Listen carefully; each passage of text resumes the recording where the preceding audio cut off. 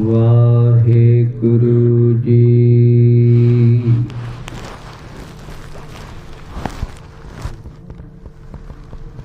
ਤੇਰੇ ਕਵਣ ਕਵਣ ਗੁਣ ਕਹਿ ਕਹਿ ਗਾਵਾਂ,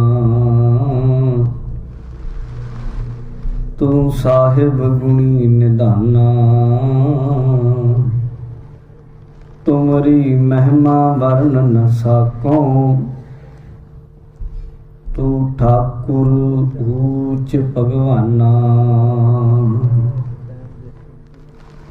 ਤੂੰ ਦਰਿਆਓ ਦਾਨਾ ਬੀਨਾ, ਮੈਂ ਮਛਲੀ ਕੈਸੇ ਅੰਤ ਲਹਾਂ। ਜਹ ਜਹ ਦੇਖਾਂ ਤਹ ਤਹ ਤੂੰ ਹੈ, ਤੁਝ ਤੇ ਨਿਕਸੀ ਫੂਟ ਮਰਾਂ। ਬਹੁਤ ਜਨਮ ਵਿਛੜੇ ਤੇ ਮਾਦੋ, ਜਨਮ ਤੁਮਾਰੇ ਲੇਖੇ। ਕਹਿ ਰਵਿਦਾਸ ਆਸ ਲਗ ਜੀਵੋਂ, ਚਿਰ ਭਇਓ ਦਰਸ਼ਨ ਦੇਖੇ। ਬਾਣੀ ਗੁਰੂ ਗੁਰੂ ਹੈ ਬਾਣੀ, ਵਿੱਚ ਬਾਣੀ ਅੰਮ੍ਰਿਤ ਸਾਰੇ। ਗੁਰਬਾਣੀ ਕਹਿ ਸੇਵਕ ਜਨ ਮਾਨੈ, ਪ੍ਰਤੱਖ ਗੁਰੂ ਨਿਸਤਾਰੇ। ਗੁਰਬਾਣੀ ਕਹਿ ਸੇਵਕ ਜਨ ਮਾਨੈ, ਪ੍ਰਤੱਖ ਗੁਰੂ ਨਿਸਤਾਰੇ। ਸਤਿਨਾਮ ਸ੍ਰੀ ਵਾਹਿਗੁਰੂ ਸਾਹਿਬ ਜੀ।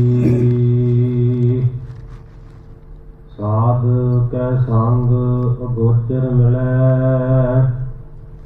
ਸਾਧ ਕੈ ਸੰਗ ਸਦਾ ਪਰ ਭੁਲੈ। ਸਾਧ ਕੈ ਸੰਗ ਆਵਹਿ ਬਸ ਪੰਚਾ, ਸਾਧ ਸੰਗ ਅੰਮ੍ਰਿਤ ਰਸ ਪੁੰਚਾ। ਸਾਧ ਸੰਗ ਹੋਏ ਸਭ ਕੀਰੇਨ, ਸਾਧ ਕੈ ਸੰਗ ਮਨੋਹਰ ਬੈਨ। ਸਾਧ ਕੈ ਸੰਗ ਨ ਕਤਹੁ ਧਾਵੈ, ਸਾਧ ਸੰਗ ਅਸਥਿਤ ਮਨ ਪਾਵੈ। ਸਾਧ ਕੈ ਸੰਗ ਮਾਇਆ ਤੇ ਭਿੰਨ, ਸਾਧ ਸੰਗ ਨਾਨਕ ਪ੍ਰਭ ਸੋ ਪ੍ਰਸੰਨ। ਵਾਹਿਗੁਰੂ ਜੀ ਕਾ ਖਾਲਸਾ, ਵਾਹਿਗੁਰੂ ਜੀ ਕੀ ਫਤਿਹ। ਜੁਗੋ ਜੁਗ ਅਟਲ। ਦਸਾਂ ਪਾਤਸ਼ਾਹੀਆਂ ਦੀ ਜਾਗਦੀ ਜੋਤ, ਗੁਰਤਾ ਗੱਦੀ ਤੇ ਵਿਰਾਜਮਾਨ ਧੰਨ ਧੰਨ ਸਤਿਗੁਰੂ ਸ੍ਰੀ ਗੁਰੂ ਗ੍ਰੰਥ ਸਾਹਿਬ ਜੀ ਮਹਾਰਾਜ ਜੀ ਦੀ ਪਾਵਨ ਅਤੇ ਪਵਿੱਤਰ ਹਜ਼ੂਰੀ ਅੰਦਰ ਸੁਭਾਇਮਾਨ ਅਤਿ ਸਤਿਕਾਰਯੋਗ ਗੁਰੂ ਪਿਆਰੇ ਖਾਲਸਾ ਜੀ। ਆਪ ਜੀ ਸਤਿਗੁਰੂ ਦੀ ਪਾਵਨ ਹਜ਼ੂਰੀ ਅੰਦਰ ਸੁਭਾਇਮਾਨ ਹੋ ਕੇ ਇਲਾਹੀ ਅਕਾਲੀ ਬਾਣੀ ਦੇ ਨਾਲ ਜੁੜ ਰਹੇ ਹੋ। ਹਰ ਰੋਜ਼ ਦੀ ਤਰ੍ਹਾਂ ਸਤਿਗੁਰੂ ਜੀ ਦੀ ਪਾਵਨ ਅੰਮ੍ਰਿਤਮਈ ਗੁਰਬਾਣੀ ਦੀ ਲੜੀਵਾਰ ਸ਼ਬਦ ਵਿਚਾਰ ਕਥਾ ਦਾ ਸਮਾਂ ਹੋਇਆ ਹੈ। ਲੜੀਵਾਰ ਕਥਾ ਗੁਰੂ ਗ੍ਰੰਥ ਸਾਹਿਬ ਜੀ ਦੇ ਪਾਵਨ ਅੰਗ 271 ਦੇ ਉੱਤੇ ਪਹੁੰਚ ਚੁੱਕੀ ਹੈ ਔਰ ਬਹੁਤ ਵੱਡੀਆਂ ਭਾਗਾਂ ਵਾਲੇ ਹਾਂ ਜੋ ਧੰਨ ਗੁਰੂ ਅਰਜਨ ਦੇਵ ਮਹਾਰਾਜ ਸ਼ਹੀਦਾਂ ਦੇ ਸਰਤਾਜ, ਜੋ ਜਬਰ ਨੂੰ ਸਬਰ ਦੇ ਨਾਲ ਸਹਿਣ ਕਰ ਗਏ, ਉਹਨਾਂ ਦੇ ਮੁਖੋਂ ਉਚਾਰਨ ਕੀਤੀ ਹੋਈ ਪਾਵਨ ਬਾਣੀ ਸ਼੍ਰੀ ਸੁਖਮਨੀ ਸਾਹਿਬ ਜੀ ਦੀ ਵਿਚਾਰ ਚੱਲ ਰਹੀ ਹੈ, ਜਿਸ ਦੀਆਂ ਕੁੱਲ 6 ਅਸ਼ਟਪਦੀਆਂ, 7ਵਾਂ ਸ਼ਲੋਕ ਅਤੇ ਉਹਦਾ ਇੱਕ ਪਦਾ ਆਪਨੇ ਸੁਣ ਲਿਆ। ਅੱਜ ਦੀ ਵਿਚਾਰ ਆਰੰਭ ਕਰਾਂ ਇਸ ਤੋਂ ਪਹਿਲਾਂ ਇਸ ਪੂਰੀ ਅਸ਼ਟਪਦੀ ਨਾਲ ਸੰਬੰਧਿਤ ਥੋੜੀ ਜਿਹੀ ਜਾਣਕਾਰੀ ਲੈ ਲਓ। ਇਹ ਜੋ ਸ਼ਲੋਕ ਹੈ ਇਸਦਾ इस श्लोक के अंदर अगम अगाध पार ब्रह्म सोए, जो जो कह सो मुक्ता होए, सुन मीता नानक बिनवंता, साध जना की अचरज कथा। इस श्लोक विच सतगुरु गुरु अर्जन देव महाराज जी ने साधां दी गल कीती है और साध जना दी जिहड़ी कथा है, सतगुरु जी कहते अचरज कर देने वाली है। अचरज के अर्थ प्रोफैसर साहब सिंह ने हैरान कर देने वाले कहा है, लिखा। कहते ऐसी साधुओं की कथा ऐसी है कि सुन के हैरान हो जाओगे। हैरान उत्थे हुंदा बंदा जिथे बंदे दी बुद्धि तो परे दी गल हो जाए, बिस्माद हो जाए, वो कुछ हो जाए कि बंदा सोच ना सके तो हो जाए। उसे नूं दूजे लफ्ज़ां विच करामात कह देंगे। करामात शब्द बनदा ही इत्थों है, कर्मा अंत, जिथे जो तुसी कर सकते हो उहदा अंत हो जाए, ते वो करामात है। जो तुसी कर सकते हो पर ना करो तो हो जाना।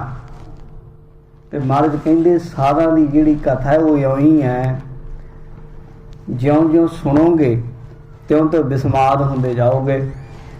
ये गल एक तो समझनी है। दूजी थोड़ी जी ये भी गल समझ लैनी है, क्योंकि साडे पंथ विच भी दो तरह के विचार चलते हैं। इउं नहीं कि दोवें विरोधी विचारां ने, कई गल्लां दो दो विचारां हुंदियां। उन्हां दे विचों एक कुछ ऐसे हन जिहड़े समझदे कि साध संत कोई हुंदा ही नहीं साडा वीर। कुछ ऐसे है जिहड़े है भी नहीं साध, वो भी साध बने बैठे है पखंडी, है ठग पर सज्जन कहूंदे आ। इस गल का नकारा जो करन लगदे हैं तो फिर जिहड़े तां साध पक्षी है फिर वो पखंडियां नूं भी कहणगे जी ब्रह्म ज्ञानी है जी, उन्होंने नाल विशेषण लाई जाणगे जी 108 111 पता नहीं किन्ने किन्ने ला देणगे। पुछ लो ये अर्थ उन्होंने भी नहीं पता। कुछ बंदे ऐसे है जिन्हों ने फिर जिन्होंने साध शब्द तो ही एलर्जी है, उन्होंने नाम सुनिया नहीं तो निंदा करन लग जाते। पर ना तो सानू गुरु साहब ने निंदक बनाया, माफ कर दिया जी, ते ना सानू गुरु साहब ने कोई अंध भगत बनाया। गुरु साहब ने सानू गुरबाणी दिती है। भाई गुरदास जी के कोल भी आ गई सी गल ये साधां वाली, गुरु नानक देव साहब कोल भी आई। गुरु नानक देव महाराज ने आख्या दो तरह के हुंदे आ संत। कहते जी दो तरह के किवें? महाराज कहते एक कच्चे हुंदे, एक पक्के हुंदे। कच्चे किहड़े? पखंडी। पक्के किहड़े? जिन्हां दा जीवन है कोई। गुरु बाणी विच गुरु साहब ने बाणी विच लिखिया, नानक कच्चड़ियां स्यों तोड़, ढूंढ सज्जण संत पक्कियां, ओए जीवन दे विछड़े, ओए मोया ना जाई छोड़। पखंडियां नूं तां छड्ड देना चाहिए। वो आप डुबे है ते उन्हां दे पिछे लगन वाले भी डुबणगे जी। भाई गुरदास जी नूं पुछया किसे ते भाई गुरदास जी ने भी आख्या, कहंदे दो तरह की गल हुंदी, जिवें एक ਕਾਂ होवे ते एक कोयल होवे, देखण नूं दोवें ही काले है, पर जदों उन्हां दी आवाज़ सुनोगे तो उन्हां दे गुणां तो पता लग जाएगा भी ਕਾਂ किहड़ा ते कोयल किहड़ी। ਕਾਂ नूं लोकी डले मारदे ते कोयल दीयां आवाज़ां नूं लोक कवि लोक अपने शायरां विच कवितावां विच ਉਹਦੀ गल करते, ਉਹਦੀ आवाज़ की सिफत हुंदी। कहते रंग वेखण नूं दोवां दा इक्को जिहा पर गुणां दा बड़ा फर्क है। उन्होंने भाई गुरदास जी की बाणी कविता विच जैसे कौआ कोकिला है दोनों खग शाम तन, जानिया अशुभ शुभ शब्द सो पाखी है। उन्होंने उदाहरण आटे की अते लूण की दित्ती। कहते एक देखण नूं तां दोवें चिट्टे आ, पर जदों खा के वेखोगे फिर पता लगेगा खंड किहड़ा, आटा किहड़ा, लूण किहड़ा। उन्होंने उदाहरण दित्ती ਕਾਂ ਦੀ ਅਤੇ कोयल ਦੀ। उन्होंने उदाहरण दित्ती गहने ज्यों जरपोश दे, आ जिहड़े नकली सोना हुंदा इहदी और असली सोने दी। पर कहंदे जदों सुनियार दे हत्थ लगदा असली सोने दी परख हो जांदी। इउं उदाहरण दे के उन्होंने आख्या, कहंदे त्यों साध ही असाध दोनों एक से दिखाई देत, करनी करतूत लाग लक्षण सो लक्षिया। साध अते असाध, साध अते पखंडी, कहते देखण नूं तां दोवें बाहरों इक्को ਜਿਹੇ ਲੱਗ ਸਕਦੇ ਆ। हो सकता पखंडी साध नालों भी ज़्यादा वध चमक दमक ला के बैठ जाए, उदों वध पहरावा वा के बैठ जाए, क्योंकि उन्होंने लगता कि लोग पहरावे तो प्रभावित होंगे और होंगे भी हैं। गुरु गोबिंद सिंह जी ने मन्नी है गल, कहते भीख दिखाई जगत को लोगन को बस की, लोग वस हो जाते हैं भीख तो। पर जे कला भीख है, अंदर वो जीवन नहीं जो गुरु ने दिता है, ਉਹਦੇ ਲਈ भी बाणी विच दशमेश पिता ने आख्या, अंत काल काती कट्टियो वास नरक मोही। पखंडी दी गल नहीं, पखंडी दी महिमा नहीं। पखंडी नूं तां गुरु साहब ने पावन बाणी विच भगत कबीर ने आख्या, कहंदे ऐसे संत नाम को पावै, डाला सो पेडा गटकावै, गली जिन्ना जप मालियां लोटे हथ निबाग, हर के संत ना आखिया। बनारस के ठग, महाराज कहते बनारसी ठग भी कोई जलंधर लुधियाने दे नहीं, बनारस दे ठग बहुत मशहूर है उत्थे। ते महाराज साहब सच्चे पातशाह ने क्यों ठगां दी गल वखरी कीती भी, वो ठग ने, पर जेड़े असली संत ने जी, जिन्ना सास गिरास ना विसरै, हर नामा मन मंत, धन से सेई नानका पूरन सोई संत। महाराज साहब कहते वो पूरे संत है। अज दे इस शब्द विच जां इस अष्टपदी विच पखंडियां नूं तां साइड ते ही रख दो जी, उन्हां दी तां गल होनी होनी इहदे विच। उन्हां संतां दी गल है जिहड़े अगम अगाध पार ब्रह्म सोए, उस पार ब्रह्म परमेश्वर सोए, उस नाल जुड़े है, जिहड़ा अपहुंच बुद्धि करके अकल करके परे है। जो जो कहे सो मुक्ता होए, जिहड़ा भी उहदा नाम जपदा ते मुक्त हो जांदा है। ते जेड़े संत उहदे नाल जुड़ गए, सुन मीता नानक बिनवंता।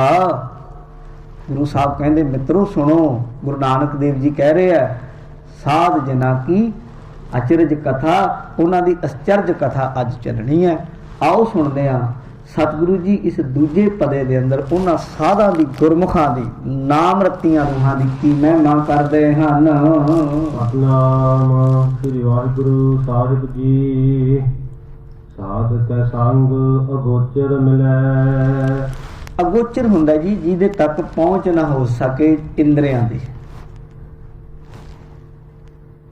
कबीर जी ने भी शब्द वरतिया, उन्होंने आख्या कि जिवें हनेरा हुंदा, हनेरे दे विच साडे इंद्रे कई वारी अखां काम नहीं करदियां, सामने पई चीज़ भी नज़र नहीं आउंदी, सामने पई है पर इंद्रियां नूं दिस नहीं रही। उन्हें आख्या अंधियारा है दीपक चाहिए, एक वस्त अगोचर लही है। अगोचर का अर्थ है जिहड़ी इंद्रियां दे सामने पई होण दे बावजूद भी पकड़न च ना आवे। महाराज कहंदे इउं ही परमात्मा है तां सारे किते हर है, खान रेत में बिखरी हस्ती चुनियो ना जाए।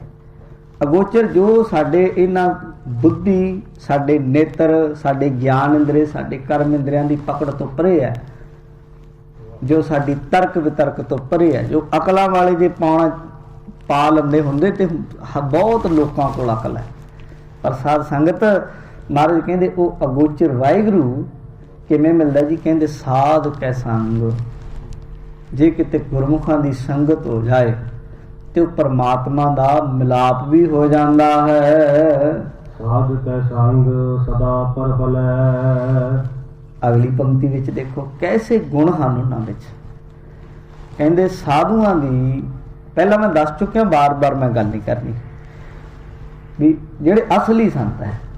कहंदे साध कै संग सदा प्रफुल्ल है, प्रफुल्लत होना, सहत फल दे। साधुआं दी संगत दे नाल फल सहत हो जाईदा। जिमें गुरु तेग बहादुर साहब पटने की पावन धरती, टूक मात्र मैं तुहानूं दसांगा, पटने की धरती ते जदों बैठे जाके ना, उत्थे एक बाग सी करीम बख्श ते रहीम बख्श, दो मुसलमान भरावां दा। ते जिस वेले गुरु तेग बहादुर साहब उत्थे बैठे, उत्थे एक रुख सी जी इमली दा। हुण भी उहदा रुख दा खोल है जिहड़ा पटना साहब गुरु के बाग सामभिया पिया, वो सुक्या होया सी। जदों गुरु तेग बहादुर साहब उस रुख के हेठां जाके बैठे, थोड़े दिनों बाद वो रुख हरा हो गया जी।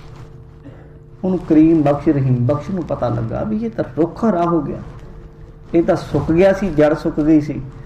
ਤੇ ਸਾਧ ਸੰਗਤ ਫਿਰ ਗੁਰੂ ਸਾਹਿਬ ਦੇ ਚਰਨੀ ਲੱਗੇ, ਆ ਕੇ ਬੇਨਤੀ ਕੀਤੀ, ਪਾਤਸ਼ਾਹ ਸੁੱਕੇ ਰੁੱਖਿਆਂ ਨੂੰ ਵੀ ਤੁਸੀਂ ਹਰੇ ਕਰਨ ਦੀ ਸਮਰੱਥਾ ਰੱਖਦੇ ਹੋ, ਸਾਡਾ ਜੀਵਨ ਵੀ ਰੁੱਖਾ ਹੋਇਆ ਪਿਆ, ਸਾਡੇ ਜੀਵਨ ਵਿੱਚ ਕੋਈ ਸੁੱਖ ਨਹੀਂ, ਅਸੀਂ ਬੜੇ ਤੰਗ ਹਾਂ। ਤੇ ਮਹਾਰਾਜ ਕਿਰਪਾ ਕਰੋ ਸਾਡੇ ਘਰ, ਮੈਂ ਚਾਹੁੰਦਾ ਸਾਡੇ ਘਰ ਕੋਈ ਬੱਚਾ ਖੇਡੇ ਕਲਕਾਰੀ ਮਾਰੇ। ਮਹਾਰਾਜ ਨੇ ਕਿਰਪਾ ਕੀਤੀ, ਉਹਨਾਂ ਦੇ ਘਰ ਪੁੱਤਰਾਂ ਦੀ ਦਾਤ ਹੋਈ। ਸਾਧ ਸੰਗਤ ਫਲ ਸਹਿਤ ਹੋ ਗਏ। ਏਦਾਂ ਹੀ ਜਦੋਂ ਅਸਾਮ ਗੁਰੂ ਤੇਗ ਬਹਾਦਰ ਸਾਹਿਬ ਗਏ, ਉੱਥੋਂ ਦਾ ਰਾਜਾ ਰਾਮ ਰਾਏ ਗੁਰੂ ਜੀ ਦੀ ਬੜੀ ਸੇਵਾ ਕੀਤੀ, ਬਹੁਤ ਜ਼ਿਆਦਾ ਸੇਵਾ ਕੀਤੀ ਦਸ਼ਮੇਸ਼ ਜੀ ਤੇ ਗੁਰੂ ਤੇਗ ਬਹਾਦਰ ਸਾਹਿਬ ਦੀ। ਇਹੋ ਆਖਿਆ, ਮਹਾਰਾਜ ਸਾਡਾ, ਅਸੀਂ ਹਿੰਦੂ ਸੀਗੇ, ਹਿੰਦੂ ਧਰਮ ਨੂੰ ਮੰਨਣ ਵਾਲੇ, ਸਾਡੇ ਧਰਮ ਵਿੱਚ ਚਾਣਕੇ ਨੇ ਐਸਾ ਲਿਖਿਆ ਹੈ, ਅਨਪੁੱਤਰੀ ਕੀ ਗਤ ਨਹੀਂ, ਸਵਰਗ ਮੈਂ ਨਾਹੀ ਠੌਰ, ਜਿਉਂ ਤਿਉਂ ਸੁੱਤ ਉਪਜਾਈ ਆ ਵਿਆਹ ਕਰਾਵੇ। ਔਰ ਸਾਡੇ ਤਾਂ ਬੱਚੇ ਬਿਨਾਂ ਸਾਡਾ ਤਾਂ ਪਿੰਡਦਾਨ ਨਹੀਂ ਹੁੰਦਾ। ਇੱਕ ਤੇ ਗੁਰੂ ਸਾਹਿਬ ਨੇ ਆਖਿਆ ਗੁਰਬਾਣੀ ਪੜ੍ਹਿਆ ਕਰ। ਦੂਜਾ ਮਹਾਰਾਜ ਦੇ ਕੋਲ ਮੋਹਰ ਸੀ, ਮਹਾਰਾਜ ਨੇ ਤਾਂ ਮੋਹਰ ਲਾ ਦਿੱਤੀ, ਕਹਿੰਦੇ ਤੇਰੇ ਘਰ ਪੁੱਤਰ ਹੋਏਗਾ, ਉਹਦੀ ਨਿਸ਼ਾਨੀ ਹੋਏਗੀ ਜਿਹੜੀ ਸਾਡੀ ਮੋਹਰ ਹੈ ਉਹਦੇ ਮਸਤਕ ਤੇ ਪ੍ਰਗਟ ਹੋਏਗੀ। ਉਹਦੇ ਘਰ ਪੁੱਤਰ ਹੋਇਆ ਰਤਨ ਰਾਏ। ਉਹ ਦਸ਼ਮੇਸ਼ ਪਿਤਾ ਜੀ ਨੂੰ ਜਿਹਨੇ ਪ੍ਰਸ਼ਾਦੀ ਹਾਥੀ ਦਿੱਤਾ, ਪੰਚਕਲਾ ਸ਼ਸਤਰ ਭੇਟਾ ਕੀਤਾ, ਹੋਰ ਬਹੁਤ ਕੁਝ ਭੇਟ ਕੀਤਾ, ਜਿਹਨੂੰ ਸਮਝਾਉਣ ਲਈ ਗੁਰੂ ਕਲਗੀਧਰ ਮਹਾਰਾਜ ਨੇ, ਜਿਹੜੇ ਆਪਾਂ ਨਿਤਨੇਮ ਵਿੱਚ ਸਵਈਏ ਪੜ੍ਹਦੇ ਜੀ, ਅੰਮ੍ਰਿਤ ਸਵਈਏ, ਜਿਹਨੂੰ ਸ਼ਰਾਵਗ ਸੁਧ ਸਮੂਹ ਸਿਧਾਨ ਕੇ ਦੇਖ ਫਿਰਿਓ ਘਰ ਜੋਗ ਜਿੱਤੀ ਕੇ, ਸੂਰ ਸੁਰਾਰਦਨ ਸੁਧ ਸੁਧਾਦਿਕ ਸੰਤ ਸਮੂਹ ਅਨੇਕ ਮਤੀ ਕੇ। ਇਹਨਾਂ ਸਵਈਆਂ ਦੀ ਪਿਛਲੇ 2 ਸਾਲ ਪਹਿਲਾਂ ਮੈਂ ਆਇਆ ਸੀ, ਉਦੋਂ ਇਹਨਾਂ ਦੀ ਵਿਆਖਿਆ ਵੀ ਇੱਥੇ ਕੀਤੀ ਸੀ। ਤੇ ਉਹ ਸਵਈਏ ਦਸ਼ਮੇਸ਼ ਪਿਤਾ ਕਲਗੀਧਰ ਮਹਾਰਾਜ ਨੇ ਉਹ ਰਾਜੇ ਨੂੰ, ਉਹਦੇ ਪੁੱਤਰ ਨੂੰ ਸੰਬੋਧਨ ਕਰਕੇ ਉਚਾਰਨ ਕੀਤੇ ਸਨ, ਤੇ ਮਹਾਰਾਜ ਸਾਹਿਬ ਦੀ ਬਖਸ਼ਿਸ਼ ਨਾਲ ਉਹ ਫਿਰ ਰਾਜਾ ਬਣਿਆ, ਉਹਦੇ ਅੱਗੇ ਪੁੱਤਰ ਹੋਇਆ। ਜਿਹੜੀ ਸਹਿਤ ਫਲ ਦੇ ਹੋ ਜਾਈਦਾ, ਸਾਧ ਕੈ ਸੰਗ ਸਦਾ ਪ੍ਰਫੁੱਲ ਹੈ। ਇੱਕ ਤਾਂ ਇਹ ਅਰਥ ਕੀਤਾ ਜਾਂਦਾ ਹੈ। ਦੂਜਾ ਪ੍ਰਫੁੱਲਤ ਹੋਣਾ ਜੀ, ਭਾਵ ਖੁਸ਼ ਰਹਿਣਾ। ਚਿਹਰੇ ਦੇ ਉੱਤੇ ਪ੍ਰੋਫੈਸਰ ਸਾਹਿਬ ਸਿੰਘ ਨੇ ਅਰਥ ਕੀਤਾ ਵੀ ਬੰਦੇ ਦਾ ਚਿਹਰਾ ਖਿੜਿਆ ਰਹਿੰਦਾ। ਕਹਿੰਦੇ ਜੇ ਸਾਧੂ ਦੀ ਸੰਗਤ ਕਰੇ, ਸਾਧ ਕੈ ਸੰਗ ਆਵਹਿ ਬਤ ਪੰਚਾ, ਸਾਧੂ ਦੀ ਅਗਰ ਸੰਗਤ ਕੀਤੀ ਜਾਏ ਤੇ ਫਿਰ ਕੀ ਹੁੰਦਾ? ਕਹਿੰਦੇ ਆਵਹਿ ਬਸ ਪੰਚਾ। 5 ਕਿਹੜੇ ਹੈ ਜੀ? ਕਾਮ ਸਾਰਿਆਂ ਨੂੰ ਯਾਦ ਹੈ, ਕ੍ਰੋਧ, ਲੋਭ, ਮੋਹ, ਅਹੰਕਾਰ। 5 ਸਾਡੇ ਕਿਹੜੇ ਹੈ ਜੀ? 5 ਸਾਡੇ ਗਿਆਨ ਇੰਦਰੀ ਵੀ ਹੈ। ਸਾਡੇ ਕੋਲ ਨਾ 5 ਸੈਂਸਰ ਹੈ ਸਾਡੇ ਕੋਲ।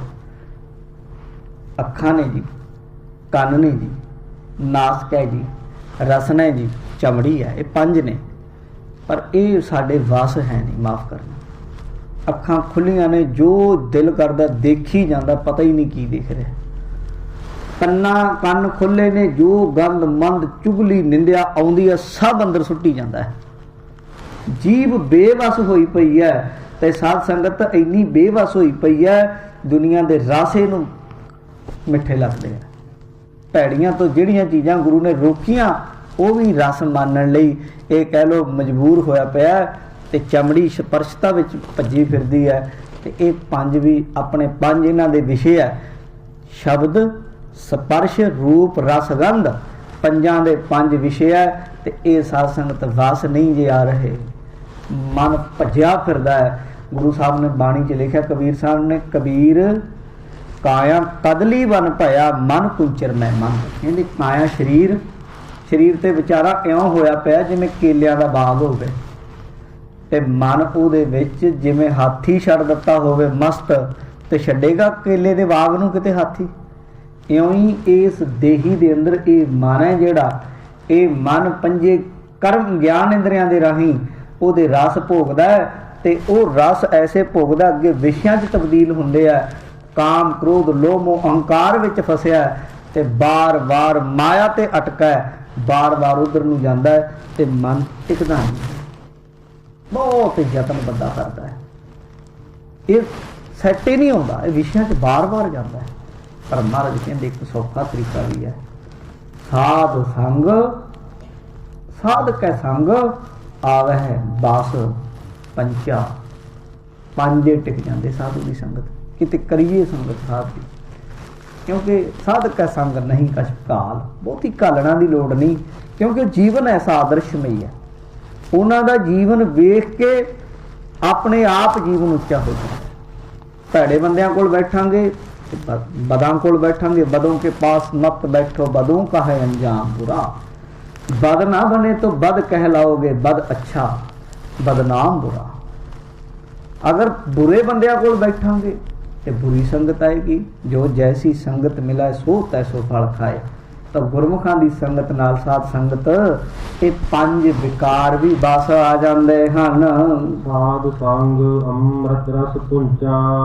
गुरु महाराज कहते साध संग, साधुआं दी संगत विच बैठ के आ साध संगत हो रही है। जिद्दां आपां बैठे ना, साडे गुरु साहब बैठे साडे विचकार, दसे पातशाहियां रूप गुरु ग्रंथ दी मां, इन्हां दे कोल बैठे सारे साध है जिन्हें साधना कर रहे।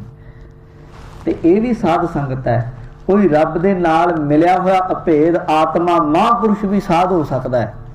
ते महाराज कहंदे साध संग अमृत रस पुंचा। साधु की संगत विच साध संगत अमृत रस, वो किहड़ा नाम रस नूं पुंचा जणी छकना, उहदी खुराक बन जाती नाम दी। साधु की संगत का लाभ यही है, पता लग जाता है ਜਦੋਂ ਤੁਸੀਂ संगत करते गुरमुखां दी, फिर नाम बल विक जाता। कहते जपजी पढ़िया कर, किसी ना किसी बहाने जपजी साहब का पाठ करिया कर, चंगा सुखमनी साहब करिया कर, इउं कर लै सहज पाठ आरंभ कर लै। इदां हौली हौली जोड़ लेंदे, सिमरन करिया कर 10 मिनट, हौली हौली हौली हौली वो जुड़ जाता है। तो फिर जुड़ के फिर अमृत रास तक पहुँच जाता है। एकदम तो नहीं, इन्ना सौखा मार्ग तो है नहीं, पर आखिर ऐसी अवस्था भी हुंदी जिहड़ा उन्हां नाल जुड़िया रहिंदा गुरमुखां नाल। कहंदे अमृत रस नूं पुंचदा जणी छकदा है। साध संग होए साधु की रेन। साध संग होए सब की रेन। रेन कहंदे धूड़ी नूं, बंदे दी मैं नहीं मुकदी जी, हंकार नहीं टुटदा, गल पैण नूं जांदा है। लोगां दी हंकार ਤਿੰਨ ਚੀਜ਼ਾਂ ਦਾ ਹੀ ਕਰਦਾ ਜੀ।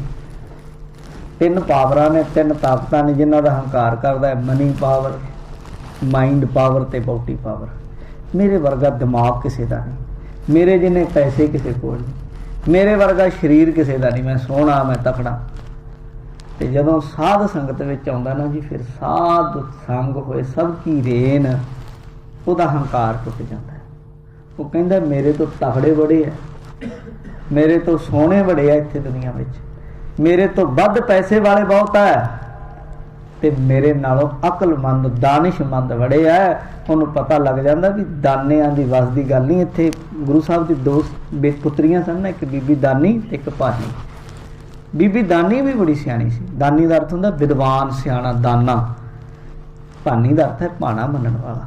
पर बीबी दानी दूजे नंबर ते रह गई, भाना मनण वाली भानी पहले नंबर ते आ गई। उन्होंने पता लगता है गुरु का हुक्म मन्निया होगा प्रवान। तो फिर साध संगत, वो साध संग साधुआं की संगत नाल निमरता वाला हो जाता। रेन का अर्थ है धूड़ी, ते निमरता वाला होकर जीवन जिउंदा है। हौमे की जिहड़ी उहदे अंदर हंगता हुंदी ना, मेरे जैसा कोई नहीं, ये मिट जाती है। साध कै संग मनोहर बैन। गुरु जी कहते साध कै संग मनोहर, मन नूं हरन वाले बैन, बोल मिठे मिठे। गुरमुख मिठे मिठे बोल बोलदा है, फालतू नहीं बोलता, बेवजह दी गल्लां नहीं। गुरु नानक देव के इतिहास में मैं टूक मात्रे गल करदा कि गुरु साहब नूं किसे पुछया महाराज भगती, महाराज कहंदे सब तो पहला जुबान तो भगती शुरू करो, जुबान दी। वो कहंदा जी जुबान दी किवें? महाराज कहंदे जुबान तो ये है पहला तो इहनूं रोकना है। कहंदे जी किवें? महाराज कहते फालतू नहीं बोलना, जुबान दे काम है। फालतू नहीं बोलना, गलत नहीं बोलना, झूठ नहीं बोलना, ते फिक्का नहीं बोलना। जुबान दे 4 परहेज है तुहाडी जीभ दे। किसी नूं गलत ना बोलो, फिक्का ना बोलो, झूठ ना बोलो, ते फालतू ना बोलो। जे इन्हां चीज़ां नूं तुसीं रोक लो जी, तो तुसी देखोगे जिन्ना तुसी दिन तो लैके रात तक बोलते हो, उहदे विचों अद्धियां गल्लां भी तुहानूं लोड़ नहीं पेगी बोलण दी, उदों भी घट तुहाडी एनर्जी बचेगी, ਤੁਹਾਡੇ ਰਿਸ਼ਤੇ ਬਚਣਗੇ। ਜ਼ਿਆਦਾਤਰ ਰਿਸ਼ਤੇ ਇਹਨਾਂ ਚੀਜ਼ਾਂ ਨਾਲ ਟੁੱਟ ਜਾਂਦੇ ਆ। ਕੋਈ ਕੌੜਾ ਬੋਲ ਦੇਣਾ, ਬਾਣੀ 'ਚ ਲਿਖਿਆ ਟੂਟ ਪ੍ਰੀਤ ਗਈ ਬੁਰ ਬੋਲ। ਕਿਉਂ ਮਹਾਰਾਜ ਸਾਹਿਬ ਕਹਿੰਦੇ ਨੇ, ਸਤਿਗੁਰੂ ਜੀ ਕਹਿੰਦੇ ਸਾਧ ਕੈ ਸੰਗ ਮਨੋਹਰ ਬੈਨ। ਬੈਨ ਹੈ ਨਾ, ਜਿਹੜੇ ਬੋਲ ਹੈ ਜਿਹੜੇ, ਉਹ ਐਸੇ ਮਿੱਠੇ ਹੁੰਦੇ ਜਿਵੇਂ ਉਹਨਾਂ 'ਚ ਮਿਸ਼ਰੀ ਪੂਰੀ ਹੋਵੇ। ਅਧਿਆਤਮ ਜੀ ਜਿਸ ਇਨਸਾਨ ਦੇ ਅੰਦਰ ਪ੍ਰਗਟ ਹੋ ਜਾਏ ਜੀ, ਉਹਦੇ ਬੋਲਾਂ ਵਿੱਚ, ਉਹਦੇ ਲਫ਼ਜ਼ਾਂ ਵਿੱਚ ਵੀ ਨਿਮਰਤਾ ਹੁੰਦੀ ਹੈ। ਉਹਦੇ ਬੋਲ ਵੀ ਹੰਕਾਰੀ ਨਹੀਂ ਹੁੰਦੇ। ਸਾਧ ਕੈ ਸੰਗ ਨ ਕਤਹੁ ਧਾਵੈ। ਕਹਿੰਦੇ ਸਾਧ ਕੈ ਸੰਗ ਨਾ ਕਤਹੁ ਧਾਵੈ। ਜਿਹੜਾ ਸਾਧੂਆਂ ਦੀ, ਗੁਰਮੁਖਾਂ ਦੀ ਸੰਗਤ ਕਰਦਾ ਹੈ ਜੀ, ਕਹਿੰਦੇ ਨਾ ਕਤਹੁ ਧਾਵੈ। ਧਾਵੈ ਦਾ ਅਰਥ ਹੈ ਭੱਜਣਾ। ਕਹਿੰਦੇ ਉਹਦਾ ਮਨ ਕਿਧਰੇ ਵੀ ਨਹੀਂ ਭੱਜਦਾ। ਮਨ ਦਾ ਟਿਕ ਜਾਣਾ ਪਤਾ ਕੀ ਹੈ? ਸਮਾਧੀ। ਸਮਾਧੀ ਦਾ ਅਰਥ ਹੀ ਹੈ ਸਮ ਪਲਸ ਧੀ। ਧੀ ਕਹਿੰਦੇ ਬੁੱਧੀ ਨੂੰ, ਸਮ ਕਹਿੰਦੇ ਟਿਕ ਜਾਣਾ, ਬਰਾਬਰ ਹੋ ਜਾਣਾ। ਤੇ ਜਿੱਥੇ ਮਨ ਟਿਕ ਜਾਏ ਉਹਨੂੰ ਸਮਾਧੀ ਕਹਿੰਦੇ ਆ। ਤੇ ਮਹਾਰਾਜ ਕਹਿੰਦੇ ਗੁਰਮੁਖਾਂ ਦੀ ਸੰਗਤ ਦੇ ਵਿੱਚ, ਸਾਧ ਸੰਗਤ, ਮਨ ਨਹੀਂ ਜੇ ਭੱਜਦਾ। ਭੱਜਦਾ ਵੀ ਹੈ ਫਿਰ ਉੱਥੇ ਆ ਜਾਂਦਾ, ਭੱਜਦਾ ਫਿਰ ਉੱਥੇ ਆਉਂਦਾ, ਬਾਰ-ਬਾਰ ਭੱਜਦਾ ਉਹ ਫਿਰ ਬਾਰ-ਬਾਰ ਉੱਥੇ ਆਉਂਦਾ, ਕਿਤੇ ਨਹੀਂ ਭੱਜਦਾ। ਸਾਧ ਕੈ ਸੰਗ ਨਾ ਕਤਹੁ ਧਾਵੈ। ਤੇ ਦੂਜਾ ਅਰਥ ਮਹਾਂਪੁਰਸ਼ ਗੁਰਮੁਖ ਪਿਆਰੇ ਇਦਾਂ ਕਰਦੇ, ਕਹਿੰਦੇ ਗੁਰਮੁਖਾਂ ਦੀ ਸੰਗਤ ਵਾਲਾ ਬੰਦਾ ਕਿਤੇ ਵੀ ਜਨਮ ਮਰਨ ਵਿੱਚ ਨਹੀਂ ਧਾਉਂਦਾ, ਜਣੀ ਭੱਜਦਾ ਨਹੀਂ। ਇਹ ਤਾਂ ਪਹਿਲੇ ਦੇ ਨਾਲ ਇਹ ਲਿੰਕ ਹੈ, ਇਹ ਅਰਥ ਜਣੀ ਜਿਸ ਬੰਦੇ ਦਾ ਮਨ ਟਿਕ ਗਿਆ, ਗੁਰ ਸ਼ਬਦ ਵਿੱਚ ਟਿਕ ਗਿਆ, ਉਸ ਤੋਂ ਬਾਅਦ ਫਿਰ ਉਹਨੂੰ ਕਿਤੇ ਜਾਣ ਦੀ ਜ਼ਰੂਰਤ ਹੀ ਨਹੀਂ ਜਨਮ ਮਰਨ ਵਿੱਚ ਪੈਣ ਦੀ, ਜਣੀ ਉਹ 84 ਦੇ ਚੱਕਰ ਵਿੱਚ ਨਹੀਂ ਪੈਂਦਾ। ਸਾਧ ਸੰਗ ਅਸਥਿਤ ਮਨ ਪਾਵੈ। ਉਹੀ ਗੱਲ ਕਲੀਅਰ ਕਰ ਦਿੱਤਾ। ਕਹਿੰਦੇ ਸਾਧ ਸੰਗਤ ਵਿੱਚ ਬੈਠ ਕੇ ਜਿਹੜਾ ਮਨ ਹੈ ਉਹ ਵੀ ਟਿਕ ਜਾਂਦਾ ਹੈ। ਮਨ ਟਿਕਾਉਣਾ ਸਭ ਤੋਂ ਔਖਾ ਹੈ ਜੀ। ਤੁਸੀਂ ਗੁਰੂ ਨਾਨਕ ਦੇਵ ਜੀ ਦਾ, ਸੁਲਤਾਨਪੁਰ ਲੋਧੀ ਦਾ ਇਤਿਹਾਸ ਦਾ ਇੱਕ ਛੋਟੀ ਜਿਹੀ ਗੱਲ ਸਮਝ ਲਓ। ਗੁਰੂ ਨਾਨਕ ਦੇਵ ਜੀ ਨਾਲ ਨਮਾਜ਼ ਪੜ੍ਹਦੇ ਆ, ਕਹਿੰਦੇ ਜੀ ਸਾਡੇ ਨਾਲ ਨਮਾਜ਼ ਪੜ੍ਹੋ। ਸਤਿਗੁਰੂ ਜੀ ਕਹਿੰਦੇ ਚਲੋ ਪੜ੍ਹਦੇ। ਕੋਲ ਖੜ ਗਏ। ਉਹਨਾਂ ਜਦੋਂ ਸਿਜਦਾ ਕੀਤਾ, ਗੁਰੂ ਜੀ ਨੇ ਨਹੀਂ ਕੀਤਾ। ਬਾਅਦ ਵਿੱਚ ਮਹਾਰਾਜ ਨੂੰ ਕਹਿਣ ਲੱਗੇ ਤੁਸੀਂ ਜੀ ਨਮਾਜ਼ ਨਹੀਂ ਪੜ੍ਹੀ ਸਾਡੇ ਨਾਲ। ਮਹਾਰਾਜ ਕਹਿੰਦੇ ਤੁਸੀਂ ਵੀ ਨਹੀਂ ਪੜ੍ਹੀ। ਕਹਿੰਦੇ ਜੀ ਅਸੀਂ ਤੇ ਪੜ੍ਹੀ ਆ। ਮਹਾਰਾਜ ਕਹਿੰਦੇ ਕਿੱਦਾਂ ਪੜ੍ਹੀ ਹੈ? ਤੇਰਾ ਮਨ ਦੇ ਕਾਬਲ ਫਿਰਦਾ ਸੀ। ਦੌਲਤ ਖਾਨ ਨੂੰ ਆਖਿਆ ਲੋਧੀ, ਕਹਿੰਦਾ ਜੀ ਹਾਂ ਘੋੜੇ ਖਰੀਦ ਰਿਹਾ ਸੀ। ਦੂਜੇ ਨੂੰ ਆਖਿਆ ਤੇਰਾ, ਉਹ ਕਹਿੰਦਾ ਜੀ ਮੰਨ ਗਿਆ ਉਹ ਵੀ, ਕਹਿੰਦਾ ਜੀ ਮੈਂ ਬਸ਼ੇਰਾ ਬੰਨ੍ਹਦਾ ਫਿਰਦਾ ਸੀ। ਮਹਾਰਾਜ ਕਹਿੰਦੇ ਫਿਰ ਮਨ ਤੇ ਨਹੀਂ ਨਾ ਤੇਰਾ ਟਿਕਿਆ। ਅਸਲ ਭਗਤੀ ਮਨ ਨੂੰ, ਜਿੱਥੇ ਤਨ ਨੂੰ ਸਾਧਨਾ ਹੈ, ਇਹ ਵੀ ਨਹੀਂ ਕਿ ਇਹਦੀ ਸਾਧਨਾ ਨਹੀਂ, ਇਹ ਵੀ ਲਾਜ਼ਮੀ ਹੈ, ਉੱਥੇ ਮਨ ਦੀ ਸਾਧਨਾ ਵੀ ਹੈ। ਮਨ ਜਿੰਨਾ ਚਿਰ ਟਿਕਦਾ ਨਹੀਂ, ਰਸ ਨਹੀਂ ਹੁੰਦਾ ਸਿਮਰਨ ਦਾ, ਭਜਨ ਦਾ, ਪਾਠ ਦਾ, ਜਪਜੀ ਦਾ। ਅਸੀਂ ਆਪਾਂ ਵੇਖੋ ਹਾਲਾਤ ਕੈਸੇ ਆ, ਪਰ ਇਹ ਇੱਕਦਮ ਨਹੀਂ ਹੋਇਆ ਕਰਦਾ।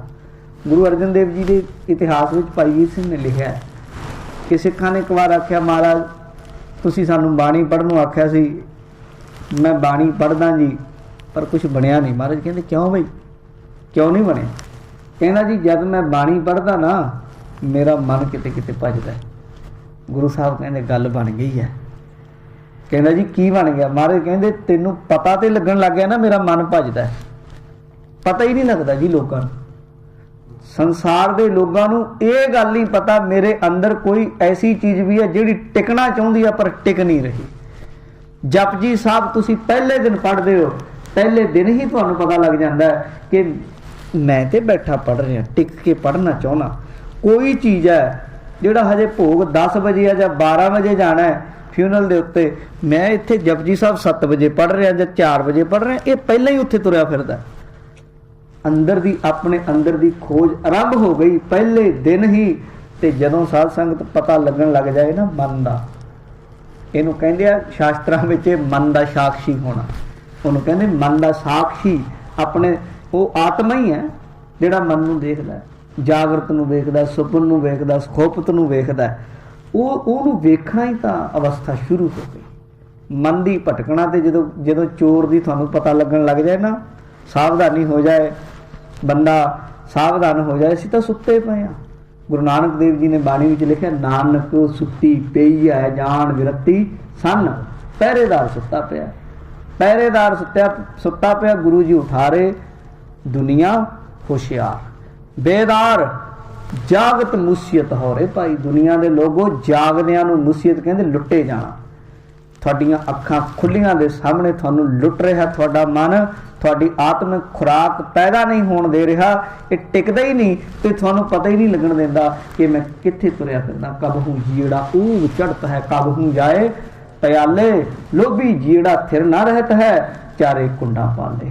ਪਰ ਗੁਰੂ ਜੀ ਨੇ ਇੱਥੇ ਦੇਖੋ ਕਿੰਨਾ ਸੌਖਾ ਤਰੀਕਾ ਦਿੱਤਾ, ਕਹਿੰਦੇ ਸਾਧ ਸੰਗ ਅਸਥਿਤ ਮਨ ਭਾਵੈ।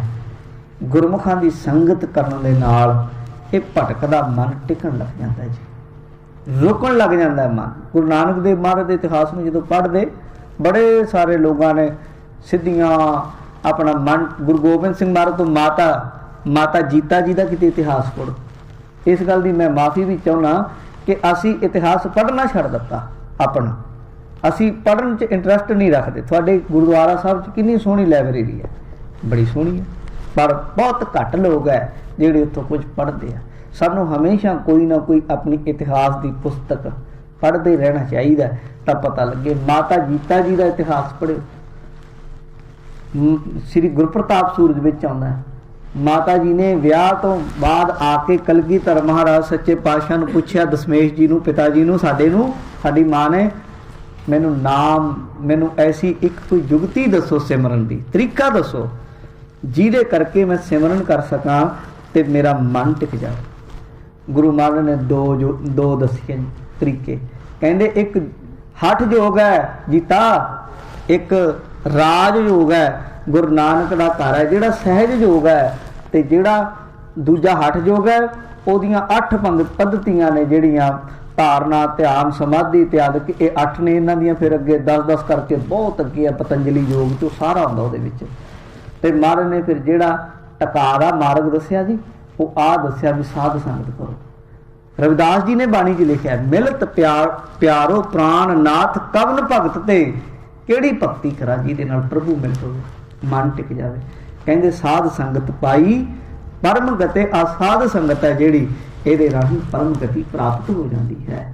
ਇਉਂ ਸਮਝਾਉਂਦੇ, ਸਾਧ ਸੰਗ ਅਸਥਿਤ ਮਨ ਪਾਵੈ। ਸਾਧ ਸੰਗਤ ਵਿੱਚ ਮਨ ਟਿਕ ਜਾਂਦਾ ਹੈ, ਭਟਕਣਾ ਲੱਥ ਜਾਂਦੀ ਹੈ, ਥੋੜਾ ਥੋੜਾ ਟਿਕਣਾ ਸ਼ੁਰੂ ਹੁੰਦਾ ਹੈ। ਆਖਰ ਉਹ ਵੀ ਅਵਸਥਾ ਹੁੰਦੀ ਕਿ ਪੂਰਾ ਸਮਾਂ ਮਨ ਜਾਂਦਾ ਨਹੀਂ ਕਿਸੇ ਪਾਸੇ, ਟਿਕਿਆ ਰਹਿੰਦਾ ਹੈ। ਸਾਧ ਕੈ ਸੰਗ ਮਾਇਆ ਤੇ ਭਿੰਨ, ਸਾਧੂਆਂ ਦੀ ਸੰਗਤ ਦੇ ਨਾਲ ਮਾਇਆ ਵਿੱਚ ਰਹਿੰਦਿਆਂ ਵੀ, ਇਹ ਨਹੀਂ ਕਿ ਮਾਇਆ ਵਿੱਚ, ਗੁਰਸਿੱਖੀ ਦਾ ਰਾਹ ਐਸਾ ਹੀ ਹੈ, ਜਿੰਨਾ ਸੁਖਾਲਾ ਹੈ ਉਹਨਾਂ ਇਹ 'ਚ ਤੁਸੀਂ ਟਪਲਾ ਵੀ ਖਾ ਸਕਦੇ ਹੋ। ਇਹ ਕੀ ਕਿ ਮਾਇਆ ਤਾਂ ਗੁਰੂ ਸਾਹਿਬ ਨੇ ਸਾਨੂੰ ਦਿੱਤੀ ਹੈ, ਪਰ ਨਾਲ ਇਸ ਤਰ੍ਹਾਂ ਦਾ ਜੀਵਨ ਦਿੱਤਾ ਹੈ ਵੀ ਗ੍ਰਸਥ ਦੇ ਵਿੱਚ ਰਹਿੰਦਿਆਂ ਅਸੀਂ ਉਦਾਸੀ ਬਿਰਤੀ ਰੱਖਣੀ ਹੈ। ਮਾਇਆ ਵਿੱਚ ਰਹਿੰਦਿਆਂ ਮਾਇਆ ਤੋਂ ਭਿੰਨ ਰਹਿਣਾ ਹੈ। ਗੁਰੂ ਮਹਾਰਾਜ ਦੇ ਇਤਿਹਾਸ ਨੂੰ ਪੜ੍ਹੋ। ਆਪਣੇ ਪੁੱਤਰ ਮੋਰੀ ਨੂੰ ਆਖਿਆ, ਮੋਰੀ, ਹੱਥ ਪੈਸੇ ਗਿਣਦੇ ਹੱਥ ਕਾਲੇ ਹੋ ਗਏ ਜੀ ਮਹਾਰਾਜ ਦੇ ਸਾਹਿਬਜ਼ਾਦੇ ਦੇ।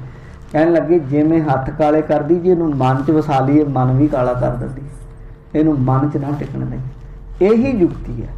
ਗੁਰੂ ਕਾ ਸਿੱਖ ਕਿਰਤ ਵਿਰਤ ਕਰ ਧਰਮ ਦੀ ਕਰਦਾ ਹੈ, ਪਰ ਧਰਮ ਦੀ ਕਿਰਤ ਕਰਦਿਆਂ ਖੱਟ ਖਵਾਲਣ ਕਾਰ ਕਰੇਹੀ, ਉਹ ਇਸ ਮਾਇਆ ਨੂੰ ਗੁਰੂ ਦੀ ਸਮਝਦਾ ਹੈ। ਔਰ ਦਾਸੀ ਭਗਤਾਂ ਕੀ ਕਾਰ ਕਮਾਵੇ ਕਰਦੀ ਹੈ, ਪਰ ਇਹਨੂੰ ਇਹ ਸਾਧ ਸੰਗਤ ਚਰਨਾਂ 'ਚ ਰਹਿੰਦੀ ਹੈ ਤੇ ਹਿਰਦੇ 'ਚ ਗੁਰੂ ਕੇ ਸਿੱਖ ਦੇ ਗੁਰੂ ਵਸਿਆ ਰਹਿੰਦਾ ਹੈ। ਤੇ ਮਹਾਰਾਜ ਕਹਿੰਦੇ, ਇਉਂ ਮਾਇਆ ਤੇ ਭਿੰਨ ਗੁਰੂ ਕਾ ਸਿੱਖ ਰਹਿੰਦਾ ਹੈ। ਸਾਧ ਸੰਗ ਨਾਨਕ ਪ੍ਰਭ ਸੋ ਪ੍ਰਸੰਨ, ਸਾਧ ਸੰਗ ਨਾਨਕ ਪ੍ਰਭ ਸੋ ਪ੍ਰਸੰਨ। ਕਹਿੰਦੇ ਸਾਧੂਆਂ ਦੀ ਸੰਗਤ ਨਾਲ, ਸਾਧ ਸੰਗਤ ਵਿੱਚ ਬੈਠਿਆ ਉਹ ਪ੍ਰਭੂ ਅਕਾਲ ਪੁਰਖ ਵਾਹਿਗੁਰੂ ਪ੍ਰਸੰਨ ਹੋ ਜਾਂਦਾ ਹੈ ਤੇ ਗੁਰਸਿੱਖ ਦੇ ਉੱਤੇ ਉਹ ਮਿਹਰ ਕਰਦਾ ਹੈ, ਖੁਸ਼ੀਆਂ ਬਖਸ਼ਦਾ ਹੈ ਤੇ ਗੁਰਸਿੱਖ ਦੇ ਇਹ ਲੋਕ ਸੁਖੀਏ ਪਰ ਲੋਕ ਸੁਹੇਲੇ ਹੋ ਜਾਂਦੇ ਹਨ। ਇਹ ਗੁਰੂ ਸਾਹਿਬ ਨੇ ਬਖਸ਼ਿਸ਼ ਕੀਤੀ ਹੈ ਜੀ। ਇੱਥੇ ਹੀ ਅੱਜ ਆਪਾਂ ਇਸ ਬੰਦ ਨੂੰ ਸੰਪੂਰਨ ਕਰਾਂਗੇ ਔਰ ਅੱਗੇ ਅਸ਼ਟਪਦੀ ਦੀ ਵਿਚਾਰ ਆਪਾਂ ਅਗਲੇ ਆਉਣ ਵਾਲੇ ਦਿਨਾਂ ਵਿੱਚ ਕਰਦੇ ਰਹਾਂਗੇ। ਇੱਥੇ ਹੀ ਸਮੇਂ ਦੀ ਸਮਾਪਤੀ। ਸਾਡੇ ਸਤਿਕਾਰਯੋਗ ਢਾਡੀ ਜਥਾ ਵੀ ਪਹੁੰਚ ਚੁੱਕਾ ਹੈ। 2 ਹਫ਼ਤੇ ਆਪ ਜੀ ਦੇ ਦਰਸ਼ਨ ਕਰਾਂਗੇ। ਸੰਗਤਾਂ ਨੂੰ ਬੇਨਤੀ, ਆਪ ਵੀ ਆਇਆ ਕਰੋ, ਸਮਾਂ ਜ਼ਰੂਰ ਕੱਢਣਾ ਚਾਹੀਦਾ। ਸਮੇਂ ਦੇ ਤਾਂ ਲੰਘ ਜਾਣਾ, ਘਰੇ ਬਹਿ ਜਾਓਗੇ, TV ਦੇਖ ਲਓਗੇ ਤਾਂ ਵੀ ਨਹੀਂ ਲੰਘ ਜਾਣਾ। ਅਗਰ ਥੋੜਾ ਜਿਹਾ ਯਤਨ ਕਰੋ ਗੁਰਦੁਆਰੇ ਆਉਣ ਦਾ, ਮਨ ਹੈ ਇਹਨੇ 20 ਉਦਾਹਰਨਾਂ ਦੇ ਦੇਣੀਆਂ ਤੁਹਾਨੂੰ ਵੀ ਆਹ ਕੰਮ ਹੈ ਜੀ, ਉਹ ਕੰਮ ਕਰ ਲਈਏ, ਪਰ ਜੇ ਤੁਸੀਂ ਯਤਨ ਕਰਕੇ ਇੱਧਰ ਨੂੰ ਲਿਆਓਗੇ ਤਾਂ ਇਹ ਇੱਧਰ ਲੱਗ ਵੀ ਜਾਏਗਾ। ਆਪ ਆਓ, ਹੋਰ ਸੰਗਤਾਂ ਨੂੰ ਲੈ ਕੇ ਆਓ। ਇਹ ਸਾਧ ਸੰਗਤ ਹੀ ਸਾਡੇ ਜੀਵਨ ਦਾ ਪੂਰਨ ਮਨੋਰਥ ਹੈ। ਸੋ ਸਭਨਾਂ ਦਾ ਧੰਨਵਾਦ। ਬਲਾਓ ਫਤਿਹ ਜੀ। ਵਾਹਿਗੁਰੂ ਜੀ ਕਾ ਖਾਲਸਾ, ਵਾਹਿਗੁਰੂ ਜੀ ਕੀ ਫਤਿਹ। ਵਾਹਿਗੁਰੂ ਜੀ ਕਾ ਖਾਲਸਾ, ਵਾਹਿਗੁਰੂ ਜੀ ਕੀ ਫਤਿਹ। ਸੰਗਤ ਜੀ ਆਪਣਿਆਂ ਨੂੰ ਚੱਲ ਰਹੀ ਵਾਰ ਕਥਾ ਸਮਝ ਵਾਲੀ ਸਨ।